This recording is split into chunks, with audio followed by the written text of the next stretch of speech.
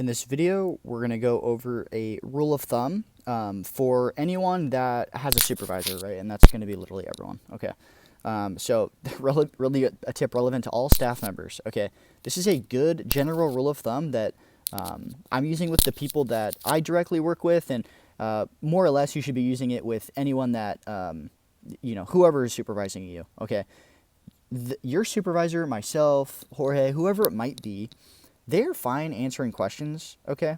But oftentimes it's not the best use of time to take up your time as well as your supervisor's time to answer a question, okay? Because the most likely answer, as long as the stakes are low and it's not going to cost a lot of money or cost a lot of time, for instance, the most likely answer is probably the answer that you're already thinking of, okay? So your supervisor is fine answering calls occasionally to answer questions or troubleshoot something or, correct something. But imagine that they're unavailable. Okay, what would you do in that situation to resolve the given situation or predicament that you're in, that you're calling to ask them about?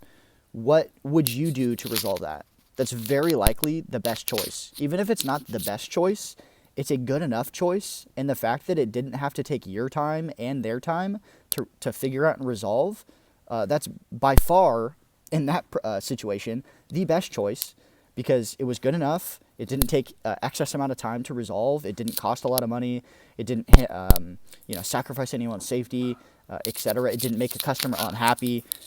As long as it's not in one of those extreme circumstances, like what I just described, a customer's unhappy if it doesn't get resolved in a certain way, or it's going to cost us a lot of money, or it's unsafe, then of course don't do it. But as long as the stakes are relatively low, whatever you think is the best choice is probably the best choice.